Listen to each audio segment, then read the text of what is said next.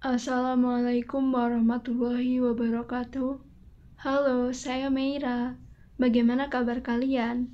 Kali ini saya akan melanjutkan membacakan buku The Art of Thinking Clearly, 99 sesat pikir dalam investasi, bisnis, dan masalah pribadi, karya Rolf Dobelli.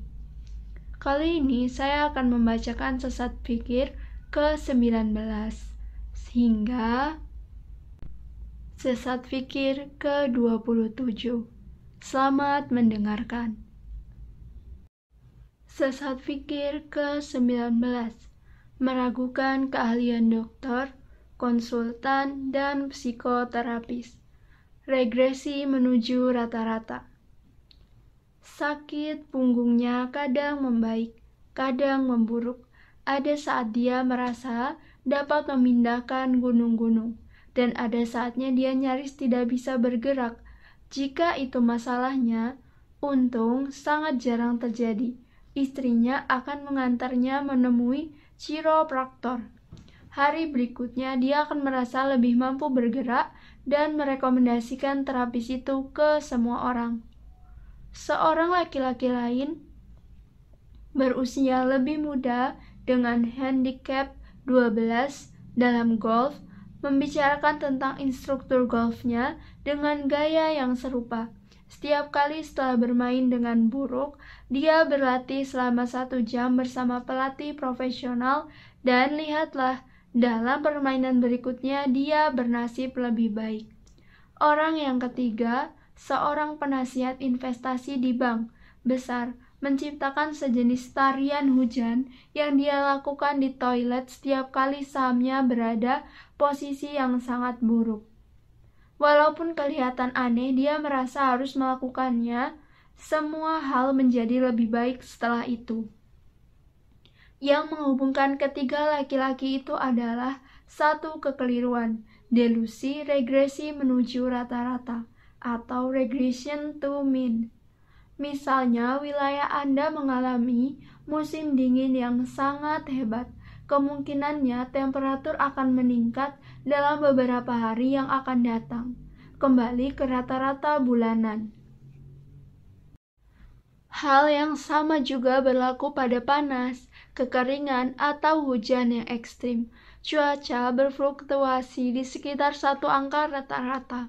Begitu juga untuk sakit kronis, handicap golf, harga bursa saham, keberuntungan dalam cinta, kebahagiaan subjektif, dan nilai ujian. Singkatnya, rasa sakit pada punggung hampir pasti akan membaik tanpa seorang chiropraktor.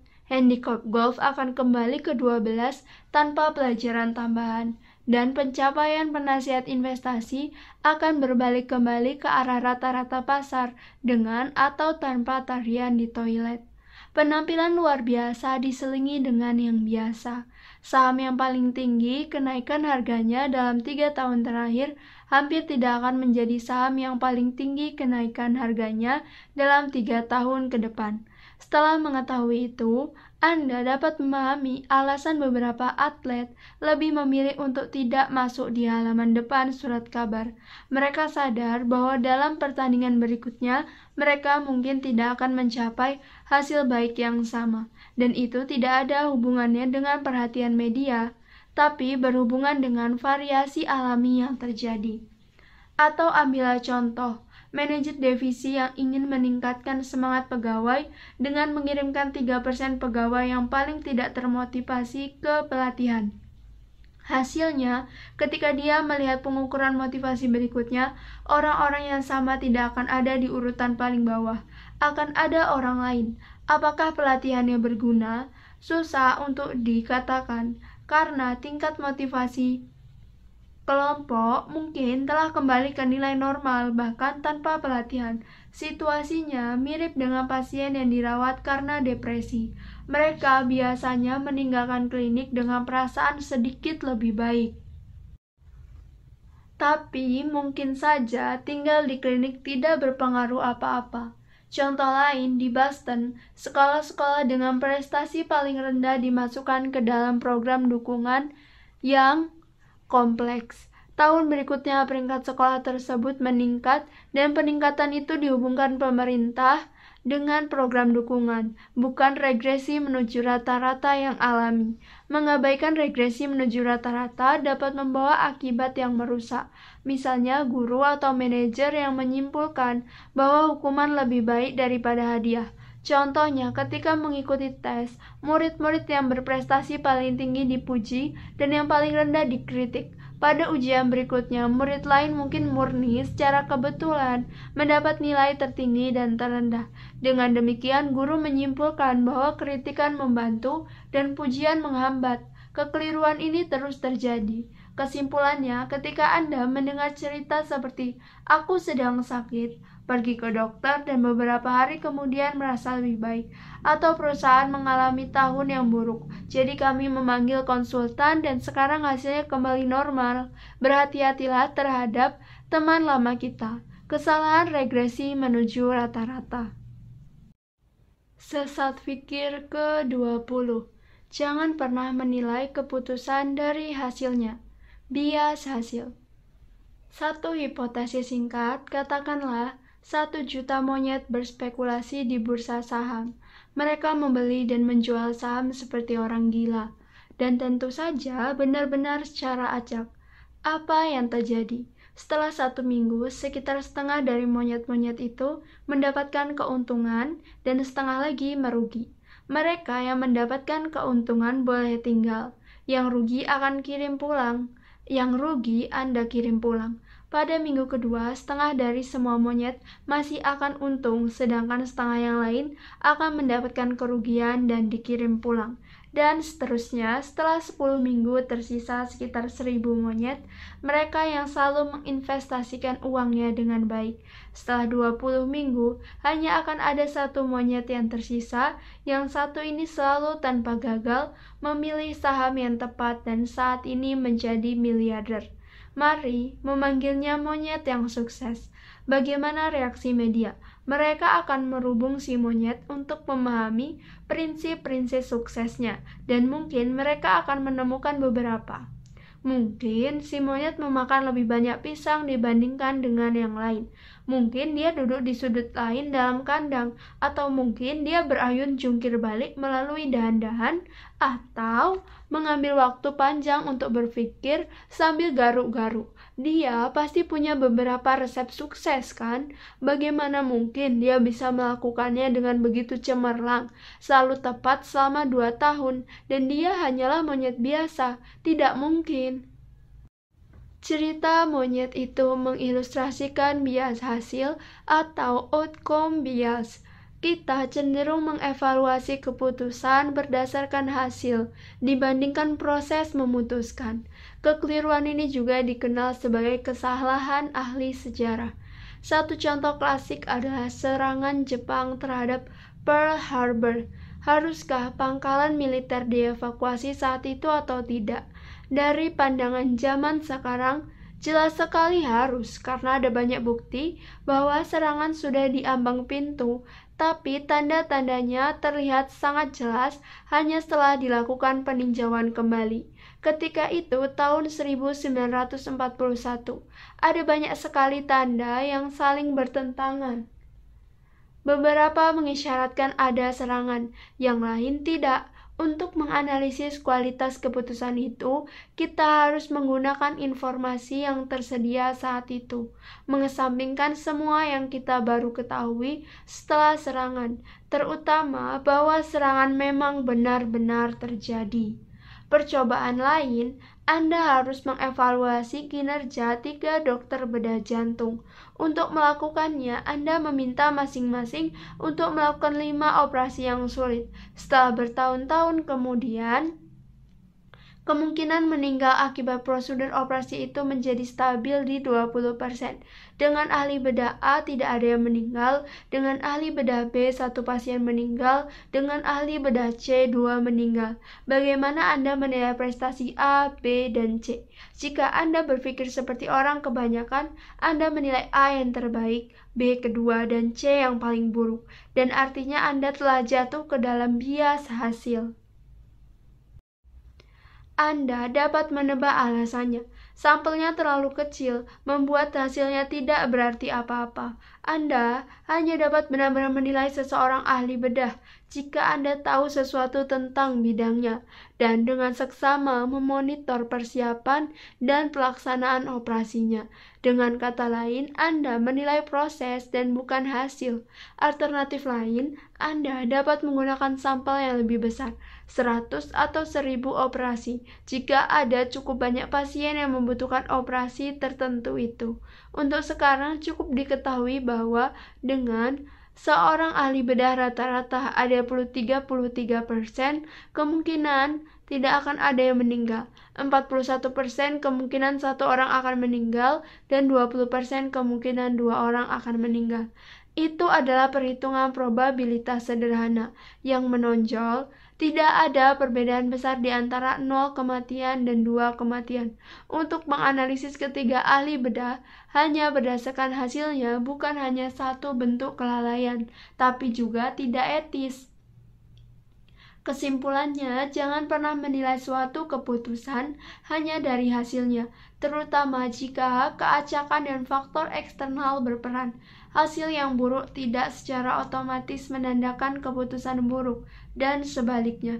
Jadi, daripada merasa frustasi mengenai keputusan yang salah atau memuji diri sendiri untuk sesuatu yang mungkin secara kebetulan mengarahkan Anda kepada sukses, ingatlah mengapa Anda memilih apa yang Anda lakukan. Apakah alasan Anda rasional dan dapat dipahami?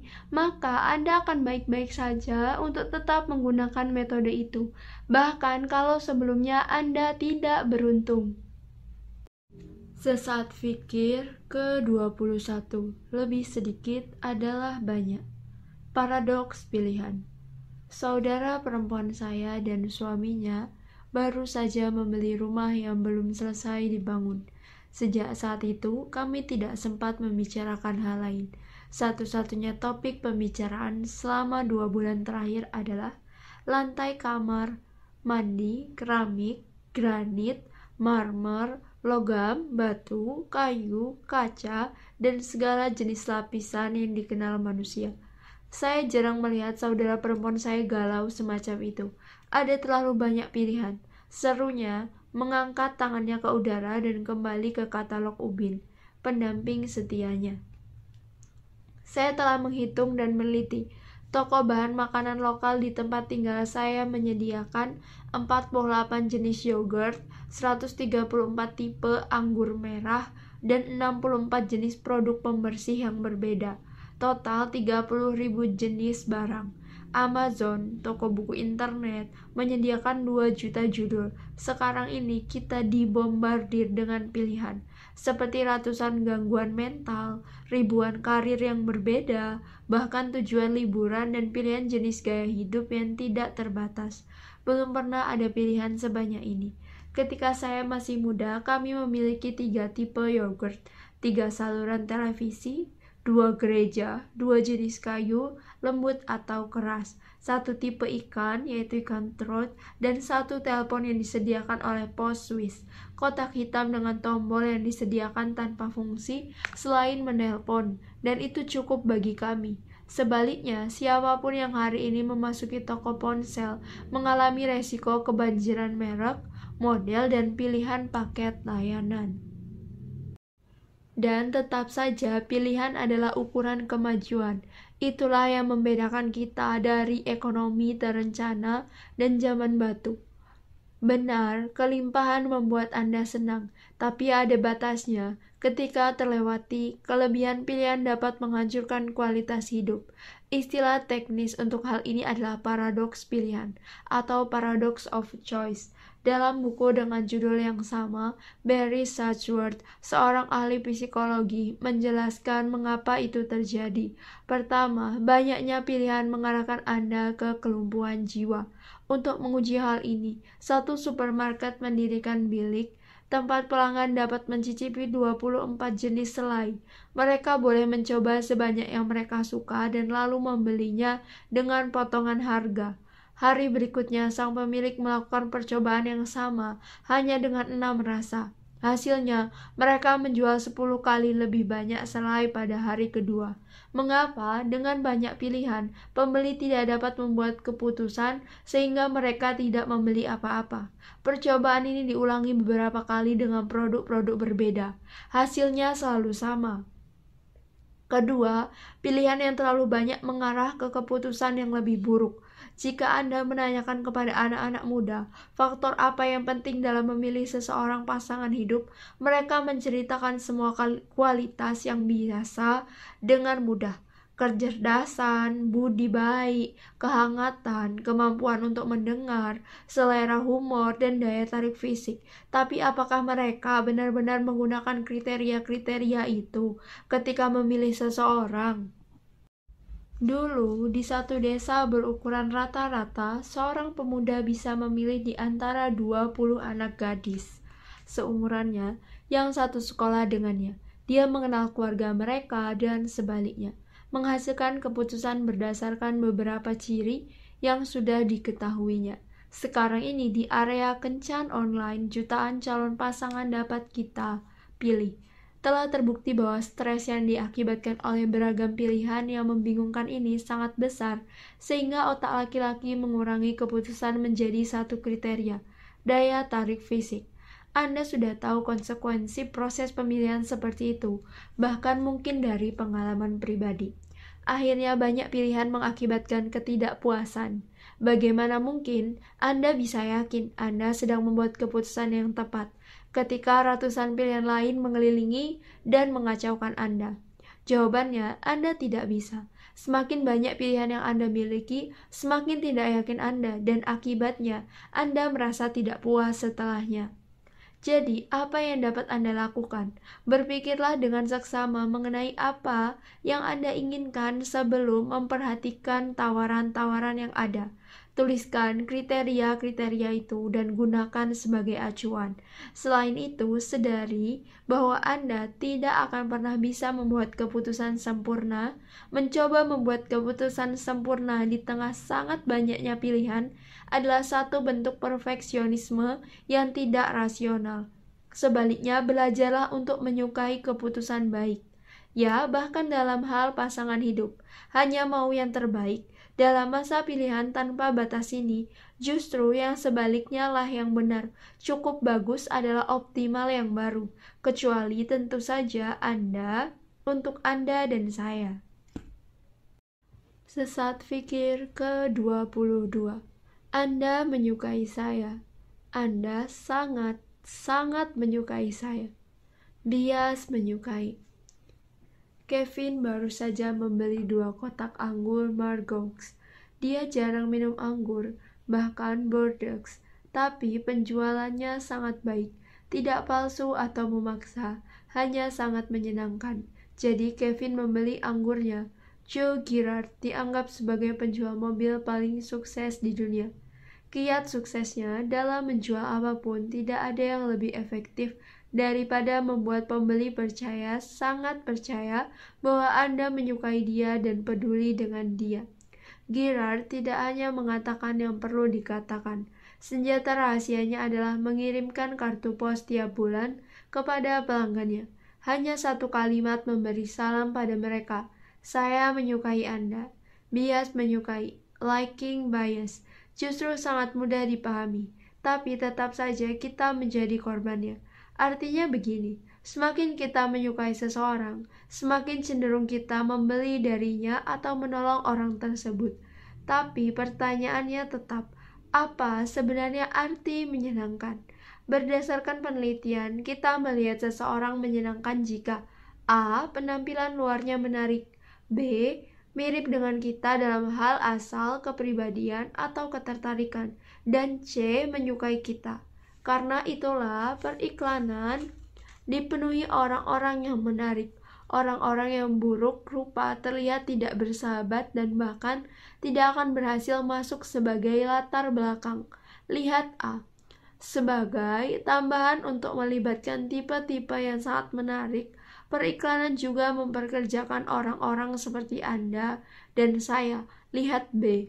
Mereka yang sangat mirip Mereka yang mirip dalam penampilan, aksen, atau latar belakang. Singkatnya, semakin mirip, semakin baik. Dalam penjualan, bercermin adalah teknik standar untuk mendapatkan efek persis seperti ini. Di sini, penjualan berusaha untuk meniru gerakan, bahasa, dan ekspresi wajah calon pembeli. Jika pembelinya berbicara dengan sangat lambat dan lembut, sering menggaruk kepalanya, masuk akal jika penjual juga berbicara lambat dan lembut dan sesekali menggaruk kepalanya. Tindakan itu membuatnya menyenangkan di mata pembeli, dan dengan demikian kesepakatan bisnis menjadi lebih mungkin. Akhirnya, bukannya kita tidak pernah mendengar iklan memuji kita. Sudah berapa kali Anda membeli sesuatu karena Anda berharga? Di sini faktor C berperan. Kita merasa orang lain menarik jika mereka menyukai kita. Pujian menghasilkan keajaiban walau tidak diberikan dengan tulus, yang disebut multi-level marketing, menjual melalui jaringan pribadi. Berhasil hanya karena bias menyukai. Walau ada kotak-kotak plastik yang bagus di supermarket dengan harga seperempatnya, Tupperware tetap mengeruk pendapatan 2 miliar. Mengapa? Teman yang menyelenggarakan pesta Tupperware memenuhi standar disukai kedua dan ketiga. Lembaga-lembaga santunan banyak menggunakan bias menyukai. Kampanye mereka sering menggunakan anak-anak atau perempuan yang berseri-seri. Anda tidak akan pernah melihat seorang prajurit yang terluka dan berwajah seram memandangi Anda dari papan iklan, walau dia juga membutuhkan bantuan Anda. Organisasi pelestarian alam juga secara berhati-hati memilih siapa yang akan mendapatkan peran utama di dalam iklan mereka. Apakah Anda pernah melihat selembar brosur World Wildlife Fund dipenuhi dengan laba-laba, cacing, ganggang, atau bakteri? Mereka mungkin sama terancamnya seperti panda, gorila, koala, dan anjing laut, dan bahkan lebih penting bagi ekosistem. Tapi kita tidak merasakan apapun terhadap mereka. Semakin manusiawi tingkah suatu makhluk, semakin mirip mereka dengan kita, semakin kita menyukainya. Lalat, Bounce-keeper punah. Sayang sekali, politikus juga adalah maestro dalam bias menyukai. Tergantung latar belakang dan kepentingan masyarakat. Mereka mengangkat topik-topik yang berbeda seperti wilayah tempat tinggal, latar belakang sosial, atau isu ekonomi. Dan setelah mereka memuji kita, setiap pemilihan potensial dibuat merasa seperti anggota penting tim. Suara Anda diperhitungkan. Tentu saja suara Anda diperhitungkan, tapi kecil sekali, nyaris tak ada pengaruhnya. Seorang teman yang bekerja di bidang pengeboran minyak mengatakan, suatu kali dia mendapat transaksi pembuatan jalur pipa dengan nilai 8 angka di Rusia. "Kamu menyogok?" tanya saya. Dia menggelengkan kepalanya. Kami mengobrol dan tiba-tiba kami sampai ke topik pelayaran. Ternyata kami berdua, pembeli, dan saya sama-sama penggila perahu kecil. 470. Sejak saat itu dia menyukai saya adalah seorang kawan. Transaksinya jadi, keramahan lebih berguna daripada sogokan. Jadi jika Anda seorang penjual, buatlah pembeli berpikir Anda seperti mereka. Bahkan jika itu artinya mesti memuji-muji mereka. Dan jika Anda seorang pembeli, selalu nilailah satu produk lepas dari siapa yang menjualnya. Hapuskan penjual dari pikiran Anda, atau lebih baik berpura-pura Anda tidak menyukai mereka. Sesat pikir ke-23. Jangan berpegang pada sesuatu. Efek keengganan melepaskan. Mobil BMW itu bersinar di lapangan parkir tempat penjualan mobil bekas. Walaupun odometernya menunjukkan angka beberapa mil, mobil itu masih terlihat dalam kondisi sempurna. Saya hanya tahu sedikit tentang mobil bekas, dan bagi saya nilainya sekitar $40.000, tapi penjualnya memaksakan harga $50.000 dan tidak mau mengalah sepeser pun. Ketika keesokan harinya dia menelpon untuk menyampaikan bahwa dia akhirnya menerima tawaran $40.000, saya menyetujuinya. Hari berikutnya saya mencoba membawa mobil itu dan mampir ke pompa bensin. Pemiliknya keluar untuk mengagumi mobil saya. Dia mendekat dan menawari $53.000 tunai. Saat itu juga untuk membeli mobil saya. Saya menolak dengan sopan. Baru ketika dalam perjalanan pulang saya menyadari betapa anehnya saya karena menolaknya. Sesuatu yang saya taksir bernilai $40.000 telah menjadi milik saya dan tiba-tiba dianggap bernilai $53.000.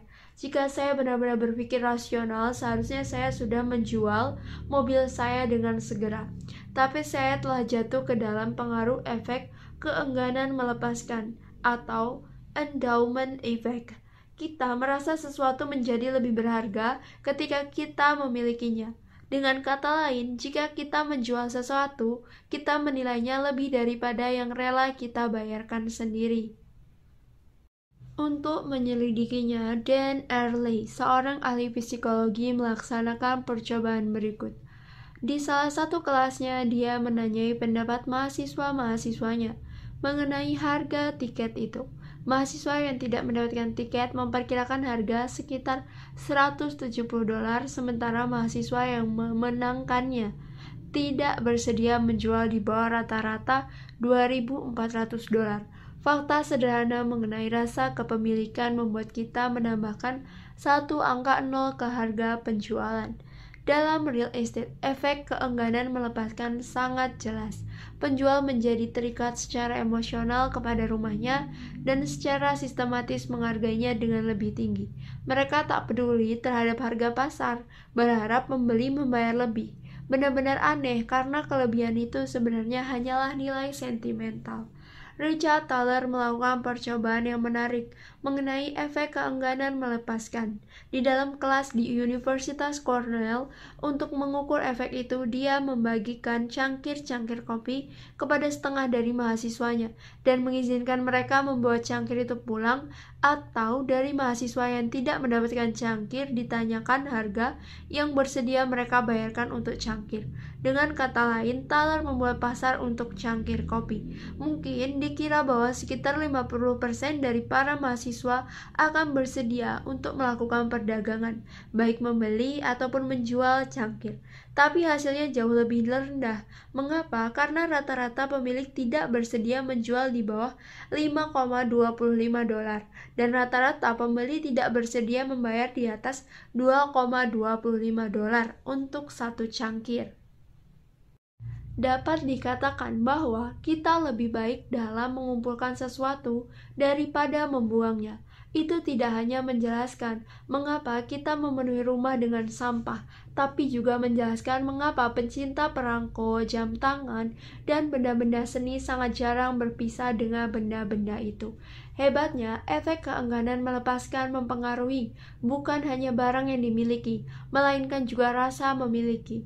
Rumah lelang seperti milik Christie dan Stobheby berkembang. Karena pengaruh itu, seorang yang menawar sampai akhir pelelangan mendapatkan perasaan bahwa objek itu praktis sudah jadi miliknya, sehingga meningkatkan nilainya.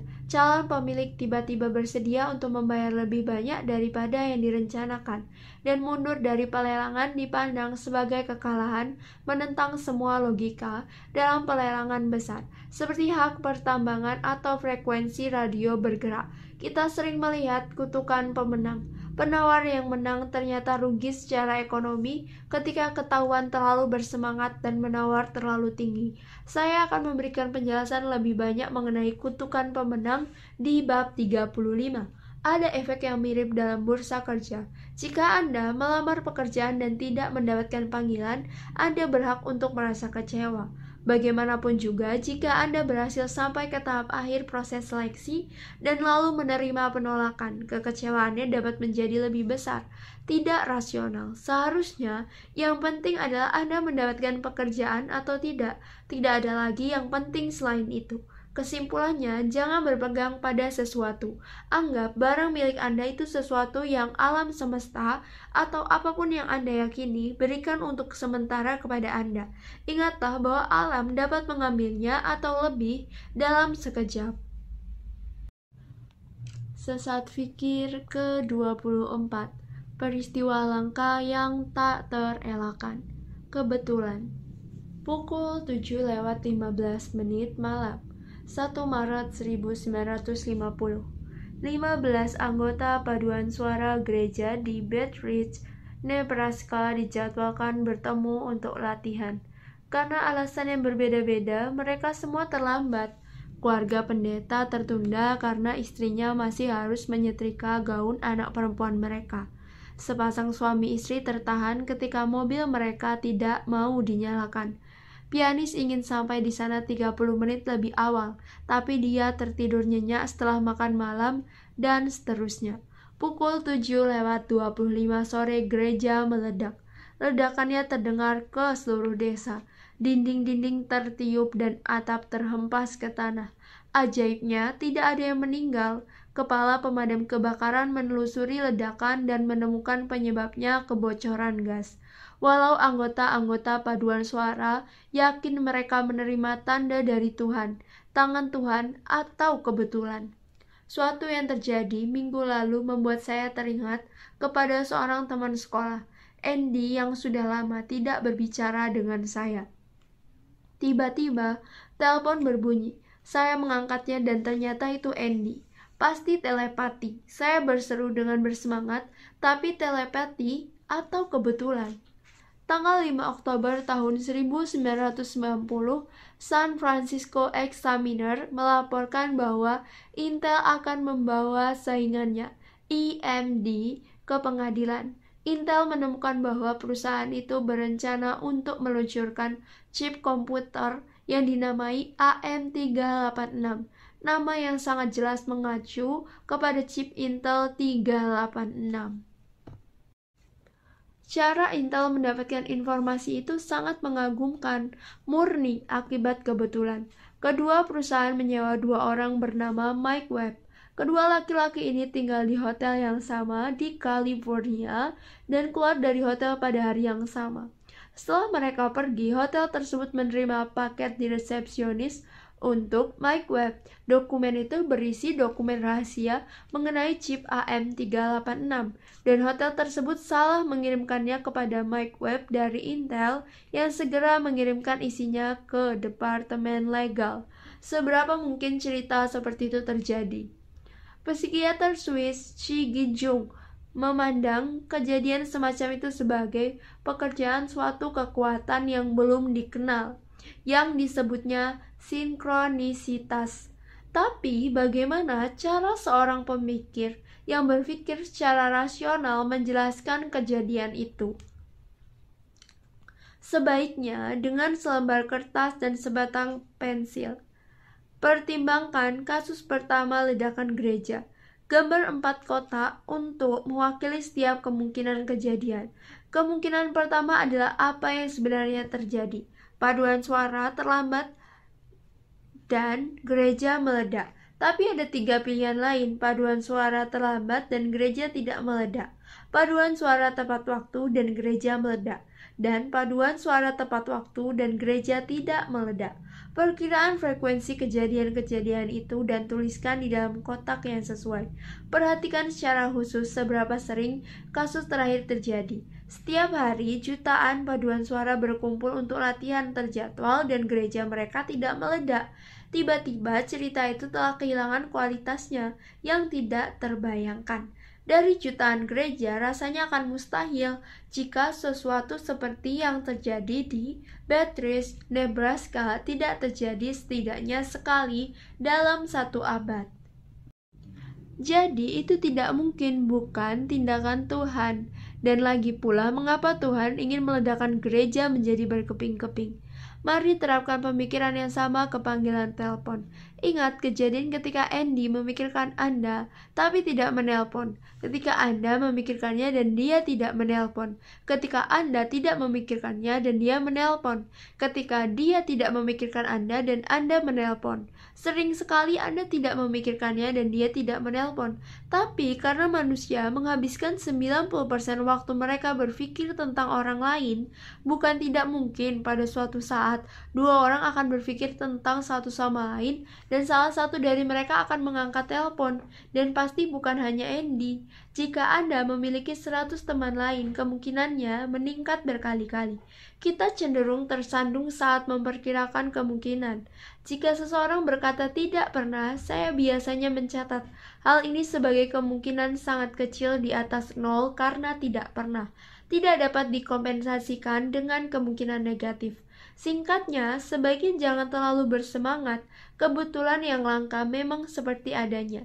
Jarang, tapi masih mungkin terjadi. Tidak mengejutkan ketika akhirnya terjadi. Lebih mengejutkan lagi kalau tidak pernah terjadi. Sesat fikir ke-25, bencana keselarasan, pemikiran berkelompok. Pernahkah Anda menahan diri untuk tidak mengatakan apapun dalam rapat?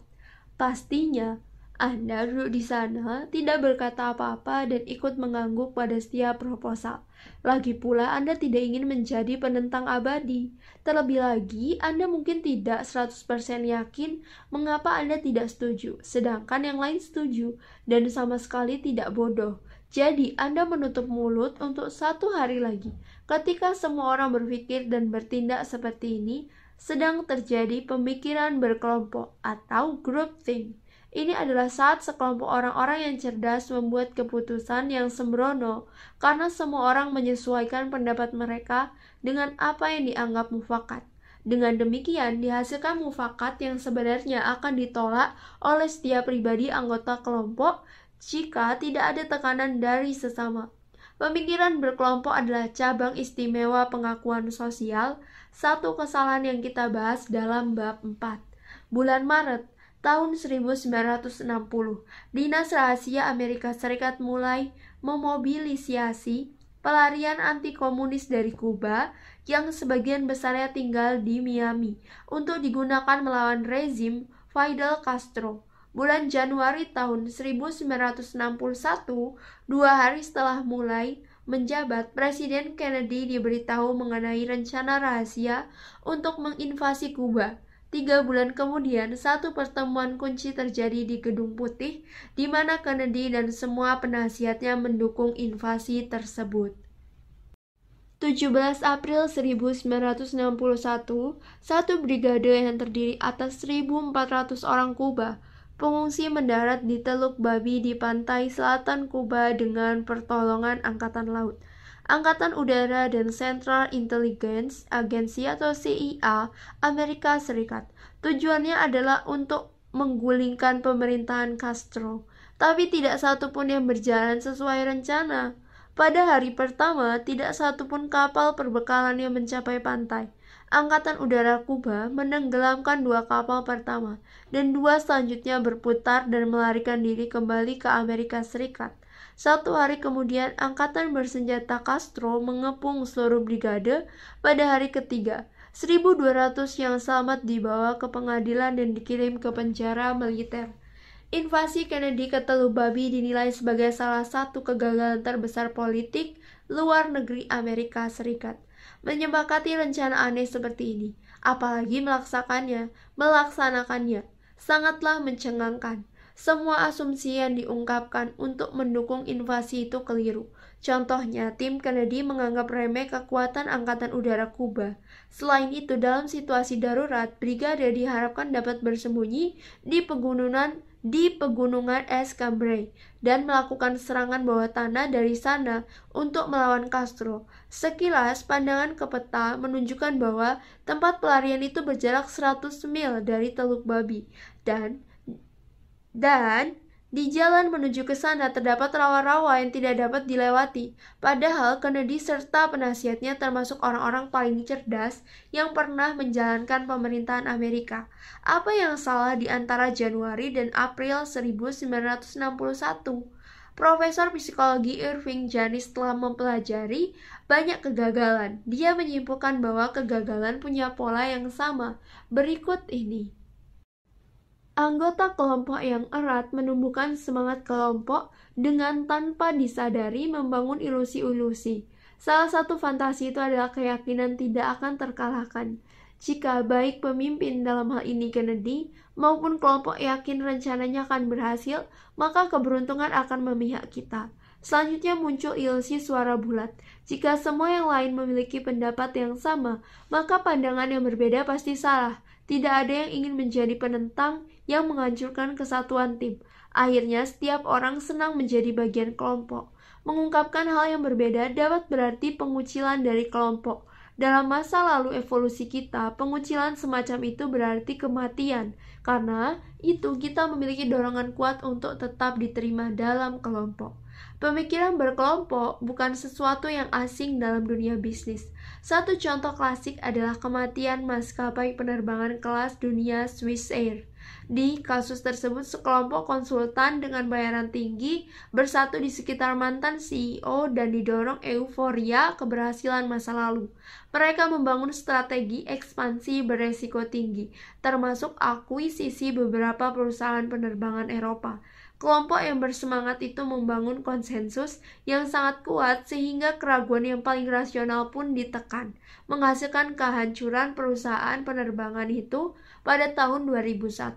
Jika Anda mendapati diri Anda dalam satu kelompok yang sangat erat dan bersuara bulat, Anda harus mengungkapkan pendapat Anda bahkan jika kelompok Anda tidak menyukainya. Pertanyakan asumsi yang tersirat bahkan jika Anda menghadapi resiko diusir dari sarang yang nyaman. Dan jika Anda memimpin satu kelompok, tunjukkan seorang sebagai devil advocate atau pihak yang berlawanan. Orang tersebut tidak akan menjadi yang paling populer dalam kelompok, tapi mungkin yang paling penting. Sesat pikir ke-26. Alasan Anda lebih memilih mega triliun. Mengabaikan kemungkinan. 2 permainan kemungkinan. Dari yang pertama, Anda dapat memenangkan 10 juta dolar dan yang kedua 10.000 dolar. Mana yang akan Anda mainkan? Jika Anda memenangkan permainan yang pertama, hidup Anda akan berubah seluruhnya. Anda dapat berhenti bekerja, menyuruh-nyuruh bos Anda, dan menghabiskan hidup dengan hasil kemenangan. Jika Anda memenangkan hadiah dari permainan kedua, Anda dapat mengalami liburan yang menyenangkan di Karibia. Tapi tidak lama kemudian Anda akan kembali ke meja Anda, mendapati kartu-kartu pos Anda baru sampai.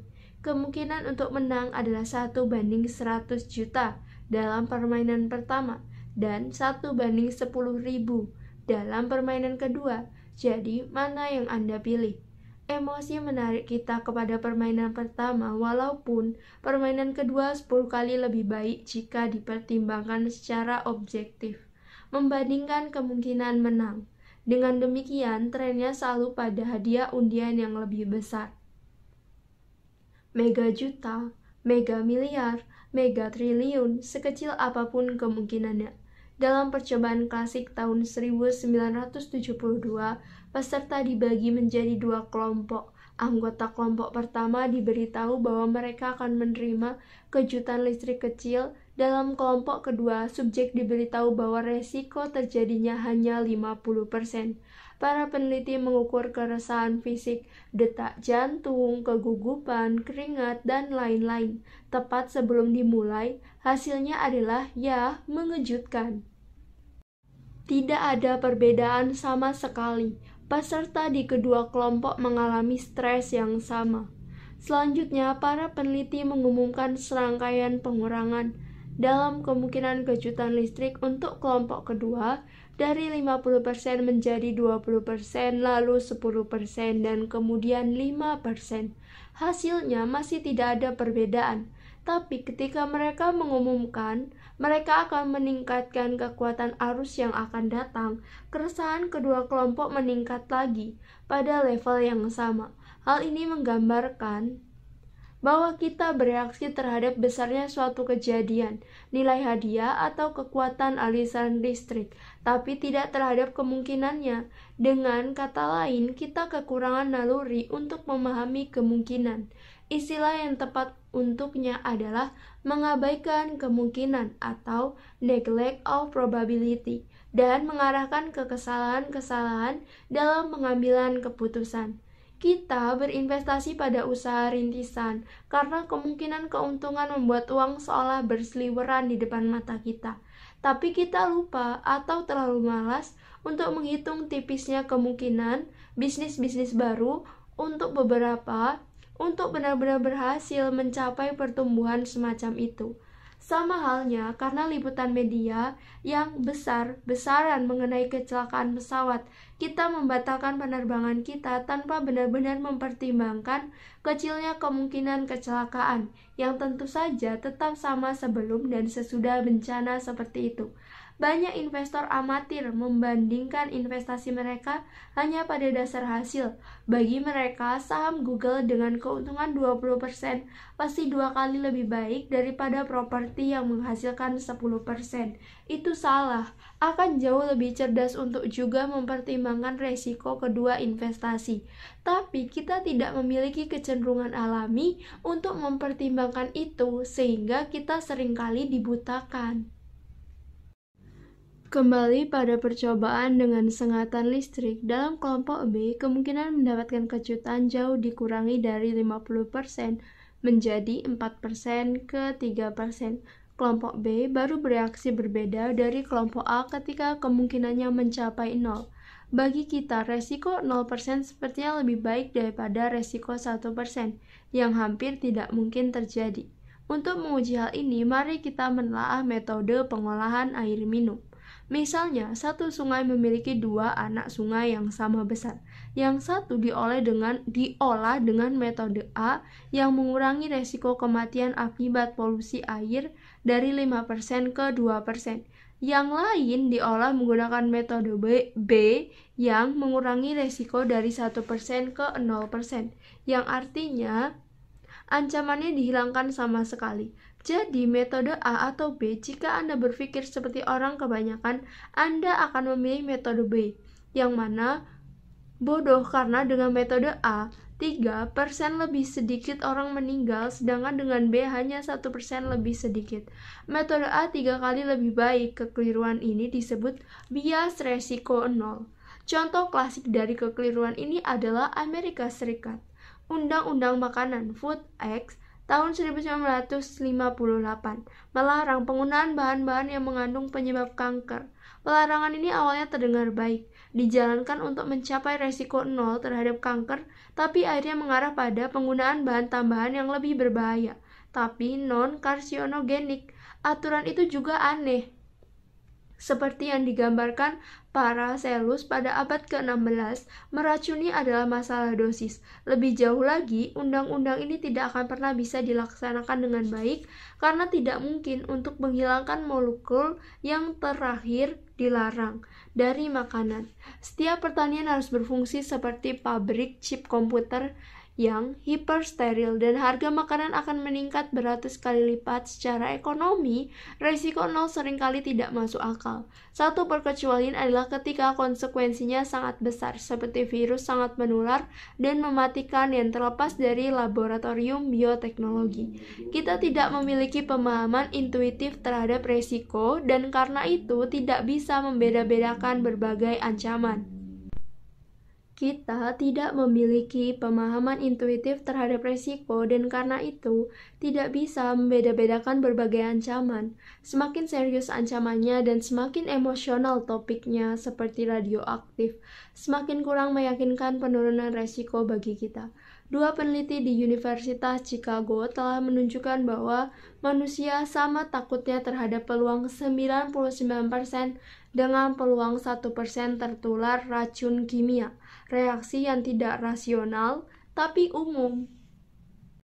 Sesat pikir ke-27. Mengapa kue terakhir dalam toples menggiurkan? Kekeliruan kelangkaan. Minum kopi di rumah seorang kawan.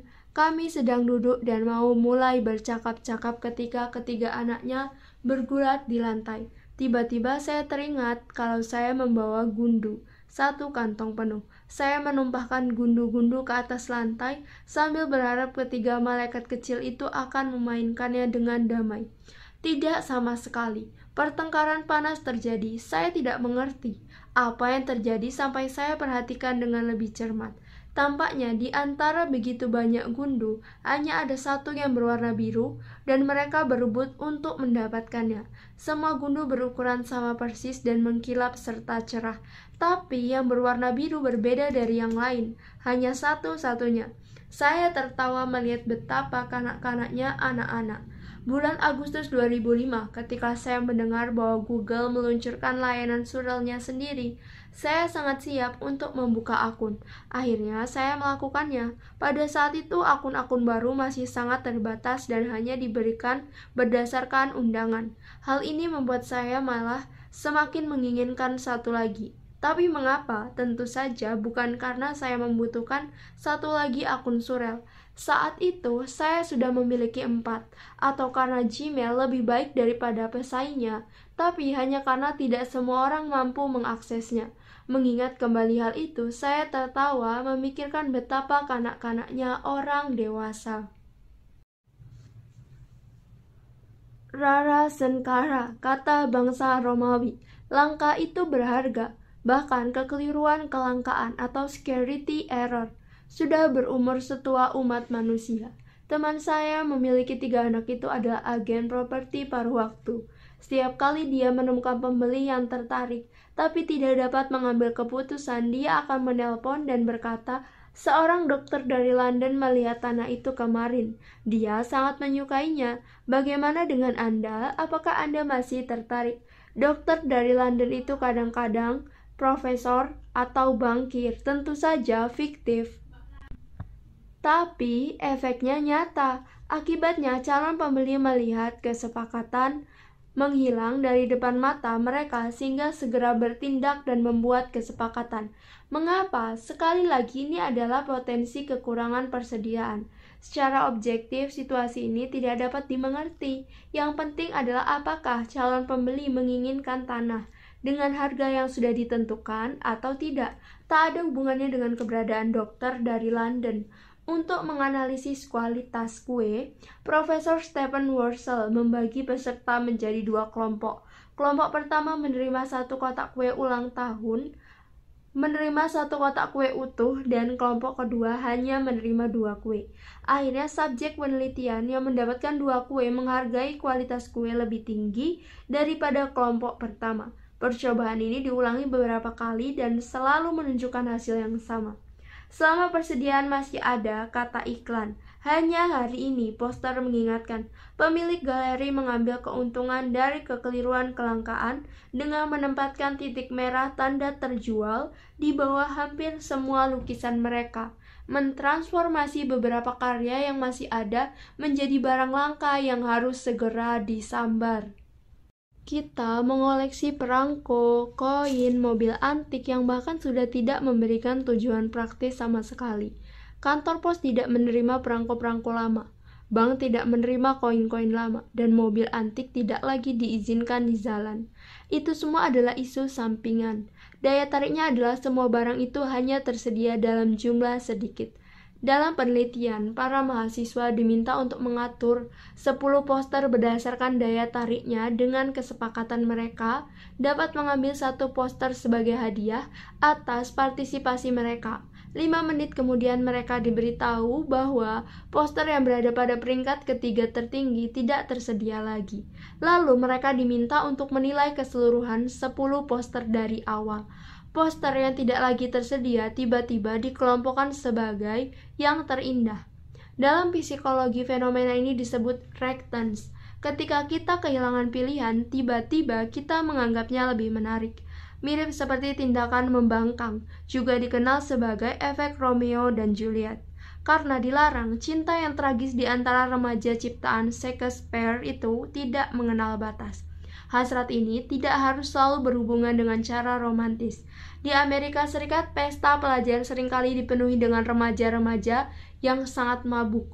Di Eropa, dengan batas usia legal untuk minum minuman keras yang 18 tahun, Anda tidak akan melihat tipe kelakuan seperti itu.